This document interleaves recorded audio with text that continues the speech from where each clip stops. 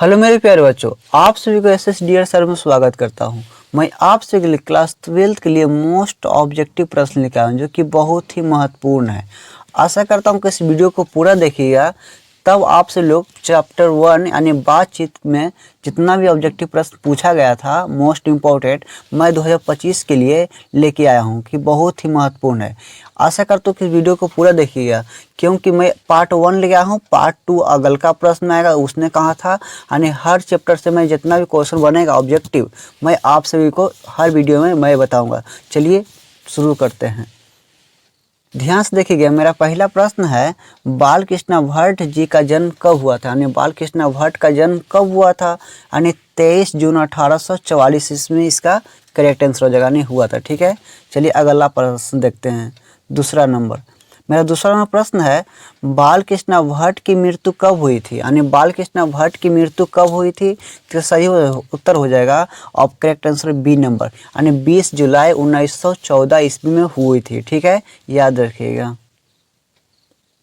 मेरा अगला प्रश्न है तीसरा नंबर, बाल कृष्ण भट्ट के पिता कौन थे। यानी बाल कृष्ण भट्ट के पिता कौन थे, यानी इसका सही उत्तर हो जाएगा सी नंबर, यानी बेनी प्रसाद जो थे। ठीक है, देखिए मेरा चौथा नंबर प्रश्न है बाल कृष्ण भट्ट की माँ का नाम क्या था। यानी बाल कृष्ण भट्ट जो थे, यानी उनको माँ का क्या नाम था, यानी पार्वती देवी नाम था। क्या जी था, पार्वती देवी। इसका करेक्ट आंसर हो जाएगा बी नंबर। देखिए मेरा अगला प्रश्न है पांचवा नंबर है बातचीत, यानी बातचीत शीर्षक निबंध के निबंधकार कौन थे। यानी बातचीत को जो शीर्षक जो थे उनको निबंधकार कौन थे, इसका सही उत्तर हो जाएगा सी नंबर, यानी बाल कृष्ण भट्ट जो थे यानी बातचीत के निबंधकार थे, यानी लेखक थे। देखिए अगला मेरा प्रश्न है छठा नंबर पर मेरा प्रश्न है बाल कृष्ण भट्ट किस युग के रचनाकार थे। यानी मतलब बाल कृष्ण जो भट्ट जो थे किस युग के रचनाकार हैं, यानी भारतेंदु युग के रचनाकार थे। इसका करेक्ट आंसर हो जाएगा ए नंबर, यानी भारतेंदु युग के थे। देखिए मेरा अगला प्रश्न सातवां नंबर मेरा प्रश्न है बातचीत, यानी बातचीत के माध्यम से बाल कृष्ण भट्ट क्या बतलाना चाहते थे। यानी बातचीत के माध्यम से बाल कृष्ण भट्ट जो थे क्या बतलाना चाहते थे, यानी क्या कहना चाहते थे। यानी बातचीत की शैली, यानी बातचीत की शैली वो समझाना चाहते थे। इसका करेक्ट आंसर हो जाएगा ए नंबर।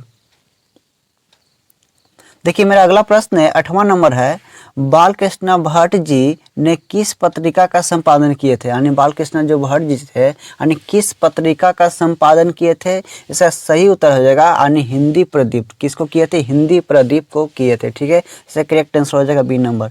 अगर आप सभी लोग ये वीडियो को पूरा देख लेते हैं तो 2025 में जितना भी ऑब्जेक्टिव प्रश्न पूछा जाएगा इस चैप्टर से रिलेटेड आप सभी को पूरा प्रश्न बन जाएगा, ये मेरा 100% गारंटी है। चलिए वीडियो को आगे चलते हैं लेकर के। मेरा नवा प्रश्न क्या चीज है बाल कृष्ण भट्ट जी ने किस शब्दकोश का संपादन किए थे। यानी किस शब्द को कोश का संपादन किए थे, इसका सही उत्तर हो जाएगा याद रखिए यानी हिंदी शब्दकोश के। किसको किए थे, हिंदी शब्दकोश के प्रकाशित किए थे। इसका करेक्ट आंसर हो जाएगा डी नंबर। मेरा अगला प्रश्न है दसवां मेरा प्रश्न है यानी असल बातचीत सिर्फ दो व्यक्तियों में होती है, यह किसने कहा था। यानी कौन कहते हैं कि असल बातचीत सिर्फ दो व्यक्तियों में ही होती है, यानी कौन कहते हैं, एडिसन ने कहा था। कौन कहा था, एडिसन। इसका करेक्ट आंसर हो जाएगा ए नंबर, यानी एडिसन ने कहते हैं सिर्फ दो व्यक्तियों में असल बातचीत होती है। देखिए मेरा 11वां प्रश्न क्या चीज बोल रहा है बाल कृष्ण भट्ट ने कितने निबंध लिखे थे। यानी बाल कृष्ण जो भट्ट जो थे यानी कितने निबंध लिखे थे, यानी 1001 निबंध लिखे थे। ठीक है, देखिए मेरा 12वां प्रश्न क्या हो रहा है राम रमोल, यानी राम रमोल का क्या अर्थ है, यानी राम रमोल जो होता है उसको क्या अर्थ है। ठीक है, याद रखिए 4 लोगों से बात अधिक, यानी 4 लोगों से अधिक बातचीत। ठीक है, अगर 4 लोग से ज़्यादा बातचीत करेंगे उसको बोलते हैं राम रमोल। ठीक है, इसका करेक्ट हो जाएगा सी नंबर। मेरा 13वां प्रश्न क्या हो रहा है यूरोपियन, यानी यूरोपियन लोगों के बीच जो बातचीत होती थी उसे क्या कहते थे। यानी जो यूरोपियन लोगों के बातचीत जो होता था उसको क्या कहते थे, इसका सही उत्तर हो जाएगा यानी समझदारी। किसको कहते थे, समझदारी कहते थे। ठीक है, इसका करेक्ट हो जाएगा सी नंबर। मेरा 14वां प्रश्न है वाक्य शक्ति के अभाव में मनुष्य क्या नहीं कर पाता, यानी वाक्य शक्ति के अभाव में मनुष्य क्या नहीं कर पाता, यानी तल नहीं सकता था, कि पढ़ नहीं सकता था, कि यानी देख नहीं सकता, कि इनमें से कोई नहीं। इसका सही उत्तर हो जाएगा वह पढ़ लिख नहीं सकता था। जब बोल ही ना पाएगा तो बताइए पढ़ लिख कैसे सकता है, इसके लिए वो पढ़ लिख नहीं सकता था, यानी वाक्य शक्ति न रहता था, यानी मनुष्य गूंगा होते। ठीक है, देखिए मेरा अगला मेरा प्रश्न है 15 नंबर है।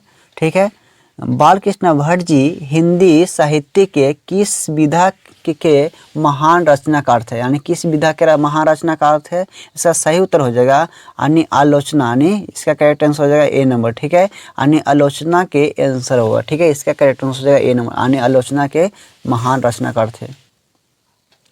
देखिए मेरा अगला प्रश्न है 16 में मेरा प्रश्न है दिल जोई का अर्थ क्या है, दिल जोई का अर्थ क्या है। ठीक है, इसका सही उत्तर हो जाएगा यानी मन महलाव, यानी मन महलाव बोलिए, यानी मन को मतलब कि एक तरह से अथी करने के लिए बोलिए, यानी इसका करेक्ट आंसर हो जाएगा ए नंबर। ठीक है, इसका सही उत्तर हो जाएगा ए नंबर, यानी मन महलाव। ठीक है,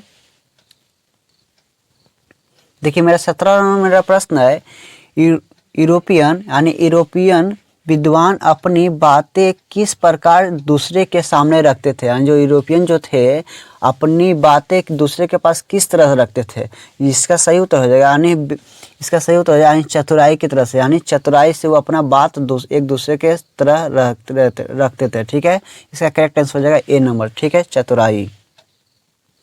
देखिए मेरा अगला मेरा प्रश्न है 18 मेरा प्रश्न है जो बहुत यहाँ से ऑब्जेक्टिव यहाँ से कभी छूट भी नहीं करेगा आप सबको ये वीडियो देखने के बाद में। ठीक है, देखिए मेरा अगला प्रश्न क्या चीज़ है, अशिक्षित लोगों की बातें को क्या कहते हैं। जो अशिक्षित लोग यानी पढ़ा लिखा नहीं जो व्यक्ति रहता है उसको बातों को क्या कहते हैं, उनको बातों को कहते हैं बटकट्टी, यानी बटकट्टी करना मतलब कि बहस करना, मतलब हर चीज़ नहीं जानते हैं लेकिन फिर भी बटकट्टी कर सकते हैं कि बहुत सारा ये है वो है ऐसे ऐसे बोल सकते हैं। ठीक है, इसका करेक्ट आंसर हो जाएगा सी नंबर। ठीक है,